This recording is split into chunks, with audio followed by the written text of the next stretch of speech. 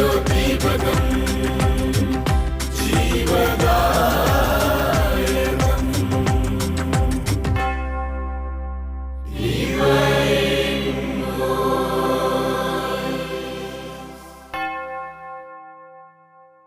ഈശോമിശിഹായിൽ ഏറ്റവും സ്നേഹം നിറഞ്ഞ മാതാപിതാക്കന്മാരെ, പ്രിയ സഹോദരി സഹോദരന്മാരെ, കുഞ്ഞുമക്കളെ, ഒത്തിരി സ്നേഹത്തോടുകൂടെ എല്ലാവരെയും ഡിവൈൻ വോയിസ് വചന ശുശ്രൂഷയിലേക്ക് സ്നേഹത്തോടുകൂടെ സ്വാഗതം ചെയ്യുകയാണ്. ദൈവത്തിൻ്റെ വചനം കേൾക്കാനായിട്ട് നാം ഒരുമിച്ച് ചേർന്നിരിക്കുന്ന അനുഗ്രഹത്തിൻ്റെ നിമിഷം. ദൈവവചനത്തിൻ്റെ പൊരുളുകൾ ഗ്രഹിക്കാനായിട്ട്, ദൈവകരുണയെ അനുഭവിക്കുവാൻ, ദൈവസ്നേഹത്തിൻ്റെ ആഴങ്ങളിലേക്ക് ജീവിതത്തെ ചേർത്ത് വയ്ക്കുവാൻ ദൈവം നമ്മെ അനുഗ്രഹിക്കുന്ന ശുശ്രൂഷയാണ് ഡിവൈൻ വോയിസ്. വളരെ പ്രത്യേകമായിട്ട് ഈ സമയം ദൈവവചനം കേൾക്കാനായി നമ്മുടെ ഹൃദയങ്ങളെ നമുക്ക് ഒരുക്കാം. വിശുദ്ധ മർക്കോസ് അറിയിച്ച നമ്മുടെ കർത്താവ് ഈശോ മിശിഹായുടെ പരിശുദ്ധ സുവിശേഷം അധ്യായം 7 വാക്യങ്ങൾ 31 മുതൽ. അവൻ ടൈർ പ്രദേശത്തു നിന്ന് പുറപ്പെട്ട് സീദോൻ കടന്ന് ദെക്കോപോളിസ് പ്രദേശത്തുകൂടെ ഗലീല കടൽ തീരത്തേക്ക് പോയി. ബധിരനും സംസാരത്തിന് തടസ്സമുണ്ടായിരുന്നവനുമായ ഒരുവനെ അവർ അവൻ്റെ അടുത്ത് കൊണ്ടുവന്നു. അവൻ്റെ മേൽ കൈകൾ വെക്കണമെന്ന് അവർ അവനോട് അപേക്ഷിച്ചു. യേശു അവനെ ജനക്കൂട്ടത്തിൽ നിന്ന് മാറ്റി നിർത്തി അവൻ്റെ ചെവികളിൽ വിരലുകളിട്ടു. തുപ്പലുകൊണ്ട് അവൻ്റെ നാവിൽ സ്പർശിച്ചു. സ്വർഗത്തിലേക്ക് നോക്കി നെടുവീർപ്പിട്ടുകൊണ്ട് അവനോട് പറഞ്ഞു, എഫാത്ത, തുറക്കപ്പെടട്ടെ എന്നർത്ഥം. ഉടനെ അവൻ്റെ ചെവികൾ തുറന്നു, നാവിൻ്റെ കെട്ടഴിഞ്ഞു, അവൻ സ്ഫുടമായി സംസാരിച്ചു. ഇക്കാര്യം ആരോടും പറയരുതെന്ന് അവൻ അവരെ വിലക്കി. എന്നാൽ എത്രയേറെ അവൻ വിലക്കിയോ അത്രയേറെ ശുഷ്കാന്തിയോടെ അവർ അത് പ്രഘോഷിച്ചു. അവർ അളവറ്റ വിസ്മയത്തോടെ പറഞ്ഞു, അവൻ എല്ലാ കാര്യങ്ങളും നന്നായി ചെയ്യുന്നു. ബധിരർക്ക് ശ്രവണശക്തിയും ഊമർക്ക് സംസാരശക്തിയും നൽകുന്നു. ഈശോ മിശിഹായിൽ ഏറ്റവും സ്നേഹം നിറഞ്ഞ മാതാപിതാക്കന്മാരെ, പ്രിയ സഹോദരി സഹോദരന്മാരെ, കുഞ്ഞുമക്കളെ, ഇന്നേ ദിവസം ഡിവൈൻ വോയിസ് വചന ശുശ്രൂഷയിലൂടെ ഈശോനാഥൻ നമുക്ക് വിചിന്തനത്തിനായിട്ട് നൽകിയിരിക്കുന്ന തിരുവചന ഭാഗം വിശുദ്ധ മർക്കോസിൻ്റെ സുവിശേഷം 7-ാമത്തെ അധ്യായം 31 മുതലുള്ള വചനഭാഗമാണ്. ഈ വചനഭാഗത്തേക്ക് നാം കണ്ണോടിക്കുമ്പോൾ നമ്മൾ കണ്ടുമുട്ടുകയാണ് ബധിരനെ സുഖപ്പെടുത്തുന്ന ഈശോയെ. ഈ ബധിരനെ സുഖപ്പെടുത്തുന്ന ഈശോയെ നമ്മൾ കണ്ടുമുട്ടുകയാണ്. അവൻ ടൈർ പ്രദേശത്ത് പുറപ്പെട്ട് സീദോൻ കടന്ന് ദെക്കോപോളിസ് പ്രദേശത്തുകൂടെ ഗലീല തീരത്തേക്ക് എത്തുമ്പോൾ ബധിരനും മൂകനുമായ ഒരുവനെ കുറെ ആളുകൾ ചേർന്ന് അവൻ്റെ അടുക്കൽ കൊണ്ടുവരികയാണ്. ഈശോനാഥൻ ദൈവവചനം പ്രഘോഷിച്ചുകൊണ്ട് മാനസാന്തരത്തിൻ്റെ സന്ദേശം നൽകി, രോഗികളെ സുഖപ്പെടുത്തി, പിശാചുക്കളെ പുറത്താക്കി, അന്ധർക്ക് കാഴ്ചയും ബധിരർക്ക് കേൾവിയുടെ വരവും മൂകർക്ക് സംസാരശക്തിയും കൊടുത്ത് മരിച്ചവരെ ഉയർപ്പിച്ച് അവൻ കടന്നു പോവുകയാണ്. ഇപ്രകാരം അവൻ കടന്നു പോകുമ്പോൾ അവൻ്റെ അടുക്കൽ ബധിരനും മൂകനുമായ ഒരുവനെ അവർ കൊണ്ടുവരികയാണ്. തിരുവചനത്തിൽ നാം ഇപ്രകാരം വായിക്കുകയാണ്. വിശുദ്ധ മത്തായിയുടെ സുവിശേഷം 18-ാമത്തെ അധ്യായം 20-ാം വാക്യം നമ്മളോട് പറയുന്നു, 2-3 പേർ എൻ്റെ നാമത്തിൽ ഒരുമിച്ച് കൂടുന്നിടത്ത് അവരുടെ മധ്യേ ഞാൻ ഉണ്ടായിരിക്കും. കുറെ ആളുകൾ ചേർന്ന് വിശ്വാസത്തോടു കൂടെ യേശുവിൻ്റെ അടുക്കൽ കൊണ്ടുവരികയാണ്. വിശുദ്ധ മർക്കോസിന്റെ സുവിശേഷം 9-ാമത്തെ അധ്യായം 23-ാമത്തെ വാക്യം പറയുകയാണ്, വിശ്വസിക്കുന്നവന് എല്ലാ കാര്യങ്ങളും സാധിക്കും. തിരുവചനം വളരെ ശക്തമാണ്. വിശ്വസിക്കുന്നവന് എല്ലാ കാര്യങ്ങളും സാധിക്കും. അപ്രകാരം യേശുവിൻ്റെ അടുക്കല് ഈ ബധിരനും മൂകനുമായവനെ കുറെ ആളുകൾ ചേർന്ന് കൊണ്ടുവരുന്നു. ഒന്ന് നോക്കിക്കേ, അവരുടെ ഒരു ആഴപ്പെടുന്ന ഒരു വിശ്വാസമുണ്ട്. അവരുടെ ആഴപ്പെടുന്ന ഒരു വിശ്വാസമുണ്ട്. ഇന്നേ ദിവസം നമ്മുടെ ധ്യാനചിന്തയിൽ ഒന്നാമത്തെ വിഷയം ഇതാണ്: എൻ്റെ ജീവിതത്തിൽ ഞാൻ ദൈവത്തിൻ്റെ അടുക്കലേക്ക് എൻ്റെ പ്രാർത്ഥനയുമായിട്ട്, അപരൻ്റെ പ്രാർത്ഥനയുമായിട്ട് ചെല്ലുമ്പോൾ അവൻ അത് നിറവേറ്റി തരുമെന്ന് ആഴത്തോടെ വിശ്വസിക്കാനായിട്ട് ജീവിതത്തിൽ എനിക്ക് സാധിക്കുന്നുണ്ടോ? നമ്മുടെയൊക്കെ വിശ്വാസ ജീവിതത്തിൽ നാം ഓരോരുത്തരും ഒന്ന് ചിന്തിക്കണം, ദൈവം എൻ്റെ ജീവിതത്തിൽ ഇടപെടും, ഈ നിമിഷം അവൻ ഇടപെടുമെന്ന് ഉറച്ച് വിശ്വസിക്കാനായിട്ട് ജീവിതത്തിൽ സാധിക്കുന്നുണ്ടോ? പ്രിയമുള്ളവരെ, ഇത് വലിയൊരു ചോദ്യമാണ്. ഇത് വലിയൊരു ചോദ്യമാണ്. എൻ്റെ ജീവിതത്തിൽ എൻ്റെ ദൈവം ഇടപെടുമെന്ന് എനിക്ക് ഉറച്ച് വിശ്വസിക്കാനായിട്ട്. പഴയ നിയമത്തിലേക്ക് നോക്കുമ്പോൾ അബ്രാഹത്തിൻ്റെ ജീവിതത്തിലേക്ക് നോക്കിക്കേ, അവനവൻ്റെ വാർദ്ധക്യത്തിൻ്റെ അവസ്ഥയിൽ എത്തുമ്പോഴും അവൻ്റെ ഉള്ളിലുള്ള ആഴമായിട്ടുള്ള ഒരു വിശ്വാസമുണ്ട്: എൻ്റെ ദൈവം എൻ്റെ ജീവിതത്തിൽ ഇടപെടും, എൻ്റെ ദൈവം എൻ്റെ ജീവിതത്തിൽ ഇടപെടും. അതുതന്നെയല്ലേ പരിശുദ്ധ അമ്മയുടെ മാതാപിതാക്കളായ അന്നായിയുടെയും യോവാക്കീമിൻ്റെയും ജീവിതത്തിലേക്ക് നോക്കുമ്പോഴും നമ്മൾ കണ്ടുമുട്ടുന്നത്: എൻ്റെ ദൈവം എൻ്റെ ജീവിതത്തിൽ ഇടപെടും എന്ന ഉറച്ച വിശ്വാസത്തോടെയല്ലേ മരുഭൂമിയിലേക്കും ഭവനത്തിലേക്കും ചെന്ന് ദീർഘമായ പ്രാർത്ഥനയിൽ അവർ ജീവിതം ചെലവഴിച്ചത്. പ്രിയമുള്ള ദൈവജനമേ, നമ്മുടെയൊക്കെ ജീവിതത്തിൽ നാം ഓരോരുത്തരും ഒന്ന് പരിശോധിക്കാനായിട്ട് സാധിക്കണം. ദൈവം ജീവിതത്തിൽ ഇടപെടുമെന്ന് ഉറച്ച് വിശ്വസിച്ചുകൊണ്ട് ജീവിക്കാനായിട്ട് ജീവിതത്തിൽ സാധ്യമാകണം. വീണ്ടും നമ്മൾ കണ്ടുമുട്ടുകയാണ്, ഈ ബധിരനും മൂകനുമായവനെ യേശുവിൻ്റെ അടുക്കൽ കൊണ്ടുവന്നു. ഈശോനാഥൻ അവനെ ജനക്കൂട്ടത്തിൽ നിന്ന് മാറ്റി നിർത്തി അവൻ്റെ ചെവികളിൽ വിരലിട്ടു, അവൻ്റെ നാവിൽ തുപ്പല് കൊണ്ട് സ്പർശിച്ചു. വീണ്ടും നമ്മൾ ഒന്ന് മനസ്സിലാക്കാനായിട്ട് സാധിക്കണം, ഈശോ അവൻ്റെ ജീവിതത്തിൽ ഇടപെടുമ്പോൾ, ഈശോ അവൻ്റെ ജീവിതത്തിലേക്ക് കടന്നു വരുമ്പോൾ, ഈശോയുടെ വിരല് അവൻ്റെ ചെവിയിൽ ഇടാനായിട്ട്, അവൻ്റെ നാവിൽ തുപ്പല് കൊണ്ട് സ്പർശിക്കാനായിട്ട് അവൻ അനുവദിച്ചു. പ്രിയമുള്ളവരെ, പലപ്പോഴും നമ്മുടെയൊക്കെ ജീവിതത്തിൽ തമ്പുരാൻ ഇടപെടാനായിട്ട് കടന്നു വരുമ്പോൾ തമ്പുരാൻ കാത്തു നിൽക്കുന്ന അവസ്ഥകൾ ജീവിതത്തിൽ സംഭവിക്കുന്നുണ്ടോ? തമ്പുരാൻ ജീവിതത്തിൽ ഇടപെടാനായിട്ട്, ദൈവം ജീവിതത്തിലേക്ക് അനുഗ്രഹമായിട്ട് കടന്നു വരാനായിട്ട് ദൈവം ഒരുങ്ങി വരുമ്പോൾ അവന് ഇടപെടാനായിട്ട് ജീവിതത്തെ ഒന്ന് വിട്ടുകൊടുക്കാനായിട്ട് ജീവിതത്തിൽ സാധിക്കുന്നുണ്ടോ? ഇസ്രായേൽ ജനത്തിന്റെ ജീവിതത്തിലേക്ക് നോക്കിക്കേ, പലപ്പോഴും അവര് ദൈവത്തിന്റെ ഇടപെടലിന്, യാവയുടെ ഇടപെടലിന് തടസ്സമായി നിന്നപ്പോഴല്ലേ അവരുടെയൊക്കെ ജീവിതത്തിലേക്ക് തിന്മകളും അനർത്ഥങ്ങളും അന്ധകാര ശക്തികളും പൈശാചിക ബന്ധനങ്ങളും ജീവിതത്തിൽ കടന്നു വരികയും ദീർഘകാലം അവർ മരുഭൂമിയുടെ സഹനത്തിലേക്ക് ജീവിതത്തെ ചെന്നെത്തിക്കുകയും ചെയ്തത്. നമ്മുടെയൊക്കെ ജീവിതത്തിൽ ദൈവം ഇടപെടാനായിട്ട് നമ്മുടെ ജീവിതത്തെ പൂർണ്ണമായിട്ട് ദൈവകരങ്ങളിലേക്ക് കൊടുക്കാനായിട്ട് സാധിക്കണം. കുറച്ച് നാളുകൾക്ക് മുമ്പ് ഒരു പെൺകുട്ടിയെ പരിചയപ്പെടാനായിട്ട് ഇടയായി. ഏകദേശം 28 വയസ്സോളം പ്രായമുണ്ട്. അവളുടെ ജീവിതത്തിൽ കുറെ കാലമൊക്കെ ഒരു ആത്മീയ ജീവിതം നയിച്ചു. അതിനുശേഷം ആത്മീയ ജീവിതമൊക്കെ മാറ്റിവെച്ചുകൊണ്ട് ഒരു ഭൗതിക തലത്തിലേക്ക് ജീവിതം കൊണ്ടുപോയി. ഭൗതിക തലത്തിലേക്ക് ജീവിതം പോയപ്പോൾ ജീവിതത്തിൻ്റെ എല്ലാ എക്സ്ട്രീമുകളിലേക്കും ജീവിതം കടത്തിവിടാനായിട്ട് അവള് പരിശ്രമിച്ചു കൊണ്ടിരിക്കുന്ന ഒരു കാലഘട്ടത്തിലാണ് അവളെ കണ്ടുമുട്ടുന്നത്. അവളോട് സംസാരിക്കുമ്പോൾ അവൾ പറയുന്ന ഒന്നുണ്ട്: നമ്മൾ ദൈവത്തോട് പ്രാർത്ഥിക്കുന്നു, ദൈവം നമുക്ക് അനുഗ്രഹം തരുന്നു എന്ന് അച്ഛൻ പറയുന്നു. അവൾ എന്നോട് മറിച്ച് ചോദിച്ചു, ഞാൻ പഠിക്കാതെ പോയി പരീക്ഷ എഴുതിയാൽ ഞാൻ ജയിക്കുമോ? ഞാൻ ഒരു ഇൻ്റർവ്യൂവിന് പ്രിപ്പയർ ചെയ്യാതെ ഞാൻ പോയി അറ്റൻഡ് ചെയ്താൽ ഞാൻ ജയിക്കുമോ? ഞാൻ ഈ വണ്ടി ഇവിടുന്ന് സ്റ്റാർട്ട് ചെയ്ത് ഓടിച്ച് ഓഫീസിൽ പോയില്ലെങ്കിൽ എന്നെ തനിയെ ഈ വണ്ടി കൊണ്ടുപോകുമോ?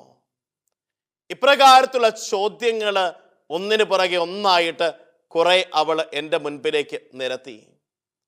അതിനുശേഷം അവൾ എന്നോട് ചോദിച്ചു, അച്ഛാ, ഞാൻ ദൈവത്തോട് പ്രാർത്ഥിച്ചാലും ഇല്ലെങ്കിലും ഞാൻ ഇതൊക്കെ ചെയ്യുന്നത് കൊണ്ട് എൻ്റെ ജീവിതത്തിൽ സംഭവിക്കേണ്ടത് സംഭവിക്കും, എൻ്റെ ജീവിതത്തിൽ സംഭവിക്കേണ്ടത് സംഭവിക്കും. തുടർന്ന് അവൾ എന്നോട് ഒരു മനോഹരമായ ഉദാഹരണം പറഞ്ഞു. അച്ഛനൊന്ന് ചിന്തിച്ചു നോക്കിക്കേ, കൊറോണ കാലത്തിന് മുൻപ് ഏതെങ്കിലും ദുഃഖ വെള്ളിയാഴ്ച ക്രൈസ്തവര് പള്ളിയിൽ പോകാതെ ഇരുന്നിട്ടുണ്ടോ? ഏതെങ്കിലും ഒരു ദുഃഖ വെള്ളിയാഴ്ച പള്ളിയിൽ പോകാതിരിക്കുക എന്ന് പറഞ്ഞാൽ ആരെക്കൊണ്ടെങ്കിലും ചിന്തിക്കാൻ പറ്റുന്ന കാര്യമാണോ? കൊറോണ കാലഘട്ടത്തിൽ ആരെങ്കിലും ആ ദുഃഖ വെള്ളിയാഴ്ച പള്ളിയിൽ പോയോ? പോകാത്തത് കൊണ്ട് എന്തെങ്കിലും ആരുടെയെങ്കിലും ജീവിതത്തിൽ സംഭവിച്ചോ? ഇതുപോലെയുള്ള ഇൻ്റലക്ച്വൽ ക്വസ്റ്റ്യൻസ് ഒന്നിന് പുറകെ ഒന്നായിട്ട് ഈ പെൺകുട്ടി നിരത്തുകയാണ്. കുറച്ച് സമയം ഇതെല്ലാം കേട്ട ശേഷം ഞാൻ ആ പെൺകുട്ടിയോട് പറഞ്ഞു, മോളെ, ഒരല്പസമയം നമുക്കൊന്ന് പ്രാർത്ഥിക്കാം, ഒരല്പസമയം നമുക്കൊന്ന് പ്രാർത്ഥിക്കാം. ആ പെൺകുട്ടി എന്നോട് പറഞ്ഞു, അച്ഛൻ വേണേ പ്രാർത്ഥിച്ചോ, ഞാനിവിടെ നിശബ്ദമായിട്ട് ഇരുന്നോളാം. ഒരല്പസമയം ആഴമായിട്ട് പ്രാർത്ഥിച്ച ശേഷം ഞാൻ ആ പെൺകൊച്ചിനോട് ചോദിച്ച 1-2 ചോദ്യങ്ങൾ ഇപ്രകാരമാണ്. മോളെ, നീ ഇതെല്ലാം ചെയ്യുമ്പോഴും ദൈവാനുഗ്രഹം എന്ന ഒന്ന് നിനക്കില്ലെങ്കിൽ നിനക്ക് വിജയം കിട്ടുമോ? നീ നല്ലപോലെ പഠിച്ചു, പരീക്ഷയ്ക്ക് അവിടെ ചെന്ന് എഴുതാൻ തുടങ്ങുമ്പോൾ നിന്റെ പേന, നീ എഴുതുന്ന പേന തെളിഞ്ഞില്ലെങ്കിൽ നിനക്ക് അവിടെ കൃത്യമായിട്ട് ഉത്തരം എഴുതാൻ പറ്റുമോ? നീ അവിടെ ചെല്ലുമ്പോൾ നിന്റെ ബുദ്ധിയിൽ കാര്യങ്ങൾ കൃത്യമായിട്ട് തെളിഞ്ഞില്ല, മറിച്ച് ഒരു ഓർമ്മക്കുറവുണ്ടാവുകയോ ഒരു മറവി വന്ന് വീഴുകയോ ചെയ്താൽ നിനക്ക് ആ പരീക്ഷയിൽ വിജയിക്കാനായിട്ട് സാധിക്കുമോ? നീ വീണ്ടും ഒന്ന് ചിന്തിച്ചു നോക്കിക്കേ. നീ ഒരു ഇൻ്റർവ്യൂ അറ്റൻഡ് ചെയ്യുന്ന സമയത്ത് നിനക്ക് കൂളായിട്ട് ഗ്രഹിക്കാനായിട്ട് സാധിക്കാതെ നീ ഒന്ന് ടെൻസ്ഡ് ആയാൽ നിന്റെ ജീവിതത്തിൽ ആ ഇൻ്റർവ്യൂവിൽ വിജയിക്കാനായിട്ട് സാധിക്കുമോ? നീ ഒരു വാഹനം ഓടിച്ചു പോകുമ്പോൾ എതിർവശത്ത് വരുന്ന വാഹനം തെന്നിത്തെറിച്ച് നിന്റെ വാഹനത്തിൽ വന്ന് കയറിയാൽ നിനക്ക് ലക്ഷ്യസ്ഥാനത്ത് കൃത്യസമയത്തും കൃത്യതയോടും കൂടെ എത്താനായിട്ട് സാധിക്കുമോ? പ്രിയമുള്ള കുഞ്ഞെ, നീ ഒന്ന് തിരിച്ചറിയുക, എല്ലാത്തിനെയും നിയന്ത്രിക്കുകയും എല്ലാത്തിനെയും പരിപാലിക്കുകയും ചെയ്യുന്ന ഒരു ദൈവമുണ്ട്. ആ ദൈവത്തിൻ്റെ സന്നിധിയിൽ നീ ഒന്ന് ഉരുകാനായിട്ട്, ആ ദൈവസന്നിധിയിൽ നിന്റെ ജീവിതത്തെ ഒന്ന് വിട്ടുകൊടുക്കാനായിട്ട് നീ തയ്യാറാകുമ്പോൾ നിന്റെ ജീവിതത്തിലേക്ക് ദൈവത്തിൻ്റെ കൃപയൊഴുകും. ദൈവത്തിൻ്റെ കൃപ നിന്റെ ജീവിതത്തിലേക്ക് ഒഴുകുകയാണ്. നമ്മുടെയൊക്കെ വിശ്വാസ ജീവിതത്തിൽ പ്രിയമുള്ള ദൈവജനമേ, ഒന്ന് ചിന്തിച്ചു നോക്കണം. നീ പ്രാർത്ഥിക്കുമ്പോൾ ദൈവത്തിൻ്റെ കൃപ ഒരു തടസ്സവും കൂടാതെ നിന്റെ ജീവിതത്തിലേക്ക് ഒഴുകുകയും നിന്റെ ജീവിതം അവിടുന്ന് അനുഗ്രഹമാക്കി മാറ്റുകയും ചെയ്യുകയാണ്. വിശുദ്ധ ലൂക്കായുടെ സുവിശേഷം 11-ാമത്തെ അധ്യായം 9-ാമത്തെ വാക്യം നാം ഇപ്രകാരം കാണുകയാണ്.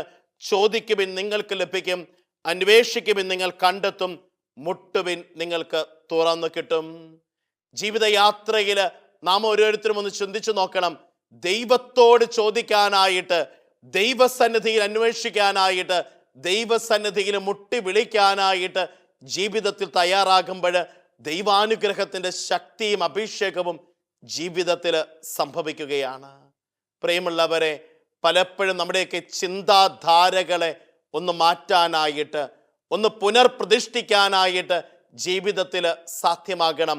ദൈവസന്നിധിയിൽ ജീവിതം സമർപ്പിക്കുമ്പോൾ ദൈവം ജീവിതത്തിൽ ശക്തമായിട്ട് ഇടപെടുകയും ജീവിതത്തെ വഴി നടത്തുകയും ചെയ്യും. വീണ്ടും 3-ാമതായിട്ട് തിരുവചന ഭാഗത്ത് നമ്മൾ കണ്ടുമുട്ടുകയാണ്. ഈശോനാഥൻ പറഞ്ഞു, ആരോടും പറയരുതെന്ന്.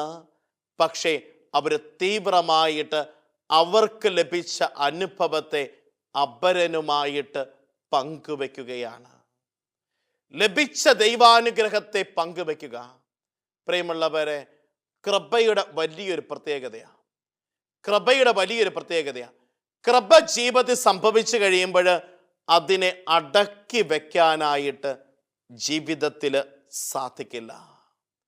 ദൈവകൃപയാൽ ഒരു വ്യക്തി നിറയപ്പെട്ട് കഴിയുമ്പോൾ ദൈവാനുഗ്രഹ ശക്തിയാൽ നിറയപ്പെട്ട് കഴിയുമ്പോൾ ആ വ്യക്തിയുടെ ജീവിതത്തിൽ ആ വ്യക്തി ഒരു പുതു സൃഷ്ടിയായിട്ട് മാറുന്നു. മോശ എന്ന് പറയുന്ന വ്യക്തി പഴയ നിയമത്തിൽ നമ്മൾ കണ്ടുമുട്ടുകയാണ്. ഫറവോയുടെ ഭവനത്തിൽ അവൻ്റെ മകളുടെ വളർത്തുമകനായിട്ട് ജീവിച്ചവൻ വളർന്നു വലുതായപ്പോൾ അവൻ ഈജിപ്തുകാരെ വധിച്ച് അവൻ മിഥിയാനിലേക്ക് ഒളിച്ചോടി. അവിടെ തൻ്റെ അമ്മായിയപ്പൻ്റെ ആടുകളെ മേയ്ക്കുന്ന കൊലപാതകിയാണ്. അപ്രകാരം മിഥിയാനിൽ ആട് മേയിച്ചു കൊണ്ടിരിക്കുമ്പോൾ കത്തി ജ്വലിക്കുന്ന മുൾപ്പറപ്പിൻ്റെ നടുവിൽ നിന്ന് യാവെ അവനോട് സംസാരിച്ചു. അവനോട് പറഞ്ഞു, നീ നിൽക്കുന്ന സ്ഥലം പരിശുദ്ധമാണ്, നിന്റെ ചെരുപ്പുകൾ അഴിച്ചു മാറ്റുക. അവൻ ചെരുപ്പഴിച്ചു മാറ്റി ആ അഗ്നിയുടെ അടുത്തേക്ക് ചെന്നപ്പോൾ ഇസ്രായേൽ ജനത്തെ തേനും പാലും ഒഴുകുന്ന ദേശത്തേക്ക് നയിക്കാനുള്ള നേതാവായിട്ട് ദൈവം അവനെ നിയോഗിച്ചു.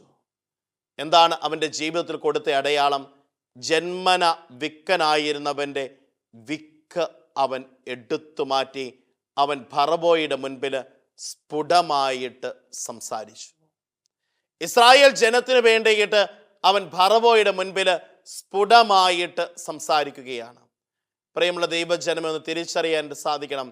മോശയുടെ ജീവിതത്തിലുണ്ടായ ഈ ദൈവാനുഭവത്തെ മോശയ്ക്കൊരിക്കലും മൂടി വെക്കാനായിട്ട് സാധിച്ചില്ല. അതുകൊണ്ടല്ലേ മോശ പല പ്രാവശ്യം ഫറവോയുടെ മുൻപിലേക്ക് ചെല്ലുകയും സ്ഫുടമായിട്ട് സംസാരിക്കുകയും ആരെ ഭയന്നുകൊണ്ട് ഒരു ദേശത്ത് നിന്ന് അവൻ പലായനം ചെയ്തോ അതേ ദേശത്ത് ചെന്ന് ആരെ ഭയന്നോടിയോ അവരുടെ മുൻപിൽ അവൻ സ്ഫുടമായിട്ട് സംസാരിക്കുകയും ചെയ്യുന്നു. ഇതാണ് ദൈവകൃപ ഒരു വ്യക്തിയുടെ ജീവിതത്തിലേക്ക് സംഭവിക്കുമ്പോൾ ആ വ്യക്തിയുടെ ജീവിതത്തിലുണ്ടാകുന്ന വലിയൊരു മാറ്റം. അവൻ വ്യക്തമായി സംസാരിക്കുന്നു മാത്രമല്ല, അവനിൽ നിന്ന് ഭയം മാറ്റപ്പെടുന്നു. അവനിൽ നിന്ന് ഭയം മാറ്റപ്പെടുകയും അവൻ ദൈവത്തെ അനുനിമിഷം മഹത്വപ്പെടുത്തുകയും ചെയ്യുന്ന ദൈവാനുഭവം അവൻ്റെ ജീവിതത്തിൽ സംഭവിക്കുകയാണ്. പ്രിയമുള്ള ദൈവജനമേ, നമുക്കൊന്ന് പരിശോധിക്കാനായിട്ട് സാധിക്കണം. എത്രമാത്രം ഈ ഒരു ദൈവാനുഭവത്തിൻ്റെ ശക്തിയാൽ നിറയപ്പെടാനായിട്ട് ജീവിതത്തിൽ നമുക്ക് സാധ്യമാകുന്നു. ദൈവാനുഗ്രഹത്തിൻ്റെ ശക്തിയാൽ അവൻ നിറയപ്പെടുന്നു. പ്രിയമുള്ളവരെ, ഈ ദൈവാനുഗ്രഹത്തിൻ്റെ ശക്തി ഒരു വ്യക്തിയുടെ ജീവിതത്തിൽ ഇപ്രകാരം സംഭവിച്ചു കഴിയുമ്പോൾ അവൻ്റെ ചുറ്റുമുള്ളവർക്ക് അതൊരു അനുഗ്രഹമായിട്ട് തീരുകയാണ്. നാലാമത്തെ ചിന്ത ഏതാണ്? ചുറ്റുമുള്ളവർക്ക് ജീവിതം ഒരു അനുഗ്രഹമായിട്ട് മാറുകയാണ്. ഈ ബധിരന് മൂകനുമായവനെ പിന്നീട് കണ്ട വ്യക്തികൾ പറയുകയാണ്, അവൻ എല്ലാ കാര്യങ്ങളും നന്നായി ചെയ്യുന്നു. ഒരു വ്യക്തിയെക്കുറിച്ച് ഈ ആധുനിക കാലഘട്ടത്തിൽ നന്നായി ചെയ്യുന്നു എന്ന് പറഞ്ഞു കേൾക്കാനായിട്ട് വളരെ പ്രയാസമാണ്. എപ്പോഴാണ് നന്നായി ചെയ്യുന്നത്? ദൈവകൃപ ജീവിതത്തിൽ സംഭവിക്കുമ്പോഴാണ്. ഇത് ഞാൻ പറയുമ്പോൾ ഓടി എൻ്റെ മനസ്സിലേക്ക് എത്തുന്ന ഇതാണ്. പലപ്പോഴും മാതാപിതാക്കൾ പറയും, മക്കൾ നല്ലതുപോലെ പഠിക്കുന്നില്ല. കമ്പനികളിലൊക്കെ ജോലി ചെയ്യുന്നവരെ പറ്റി ഓഫീസേഴ്സ് പറയും, നല്ലതുപോലെ ജോലി ചെയ്യുന്നില്ല. ഇനി വേറെ ചിലർ പറയും, ചിലരൊക്കെ നല്ലതുപോലെ ജീവിക്കുന്നില്ല. ഇവിടെയാണ് ഈ തിരുവചന ഭാഗം നമ്മുടെ ജീവിതത്തിലേക്ക് ഇന്നേ ദിവസം ഒരു അനുഗ്രഹമാകേണ്ടത്. ദൈവകൃപ ജീവിതത്തിൽ സംഭവിക്കുമ്പോൾ എല്ലാ കാര്യങ്ങളും നന്മയായിട്ട് നന്നായി ചെയ്യാനായിട്ട് ജീവിതത്തിൽ സാധ്യമാകും. നമ്മുടെയൊക്കെ വിശ്വാസ ജീവിതത്തിൽ പ്രിയമുള്ളവരെ നമുക്കൊന്ന് ശക്തമായിട്ട് ഒന്ന് പരിശോധിക്കാൻ സാധിക്കണം. ഹെബ്രായക്കാർക്ക് എഴുതിയ ലേഖനം 11-ാമത്തെ അധ്യായം 1-ാം വാക്യം പറയുകയാണ്, വിശ്വാസം എന്നത് പ്രത്യാശിക്കുന്ന ലഭിക്കുമെന്ന ഉറപ്പും കാണപ്പെടാത്തത് ഉണ്ട് എന്ന ബോധ്യവുമാണ്. നമ്മുടെയൊക്കെ വിശ്വാസ ജീവിതത്തിൽ നാം ഓരോരുത്തരും ഒന്ന് ചിന്തിച്ചു നോക്കണം. ഈ ഒരു ഉറച്ച വിശ്വാസത്തോടു കൂടെ എൻ്റെ വിശ്വാസ ജീവിതത്തിൽ നന്മയായിട്ട് ജീവിക്കാനായിട്ട്, എൻ്റെ വിശ്വാസ ജീവിതത്തിൽ നന്മയായിട്ട് മുന്നേറാനായിട്ട് എനിക്ക് ജീവിതത്തിൽ സാധിക്കണം. നമ്മുടെയൊക്കെ ജീവിതത്തിൽ നാം ഓരോരുത്തരും ഒന്ന് ചിന്തിക്കണം, എത്രമാത്രം ഈ നന്മയായിട്ട് മുന്നേറാൻ, നന്മയായിട്ട് ജീവിക്കാനായിട്ട് ജീവിതത്തിൽ പറ്റുന്നുണ്ട്. ഹെബ്രായക്കാർക്ക് എഴുതിയ ലേഖനം 11-ാമത്തെ അധ്യായം 7-ാം വാക്യം പറയുകയാണ്, വിശ്വാസം മൂലം പരീക്ഷിക്കപ്പെട്ടപ്പോഴാണ് അബ്രഹാം ഇസ്സഹാക്കിനെ സമർപ്പിച്ചത്. വിശ്വാസം മൂലമാണ് പരീക്ഷിക്കപ്പെട്ടപ്പോൾ അബ്രഹാം ഇസ്സഹാക്കിനെ സമർപ്പിച്ചത്. നമ്മുടെയൊക്കെ ജീവിതത്തിൽ പ്രിയമുള്ളവരെ പരീക്ഷകളുണ്ടാകും, പ്രയാസങ്ങളുണ്ടാകും, പ്രതിസന്ധികളുണ്ടാകും, വിഷമതകളുണ്ടാകും, രോഗങ്ങളുണ്ടാകും, സഹനങ്ങളുണ്ടാകും. എന്ത് തന്നെ സംഭവിച്ചാലും അടിയുറച്ച് വിശ്വസിക്കാനായിട്ട് ജീവിതത്തിൽ സാധിക്കണം. അടിയുറച്ച് നമ്മൾ വിശ്വസിക്കുകയും ആ വിശ്വാസത്തെ ജീവിതത്തിൽ ഏറ്റുപറയുകയും ആ വിശ്വാസം ജീവിക്കുകയും ചെയ്യുമ്പോൾ നമ്മുടെയൊക്കെ ജീവിതങ്ങൾ അനുഗ്രഹമായിട്ട് മാറും. ഒരു നിമിഷം കരങ്ങൾ കുപ്പി കണ്ണുകളടച്ച് നമുക്കും പ്രാർത്ഥിക്കാം. കാരുണ്യവാനും സ്നേഹനിധിയുമായ നല്ല ദൈവമേ, അങ്ങേ തിരുസന്നിധിയിൽ ഇന്നേ ദിവസത്തെ ഞങ്ങളുടെ ജീവിതങ്ങളെ ചേർത്ത് വയ്ക്കുന്നു. ഈശോനാഥ, അടിയുറച്ച വിശ്വാസത്തോടുകൂടെ അനുനിമിഷം ജീവിക്കുവാൻ, ദൈവികതയുടെ കൃപയോട് അഭിഷേകത്തോട് കൂടെയായിരിക്കുവാൻ, ദൈവികതയുടെ ചൈതന്യം അനുഭവിച്ചുകൊണ്ട് ഞങ്ങളുടെ ജീവിതങ്ങളെ നന്മയാക്കി തീർക്കുവാൻ ഞങ്ങളെ അനുഗ്രഹിക്കണമേ. ആമേൻ.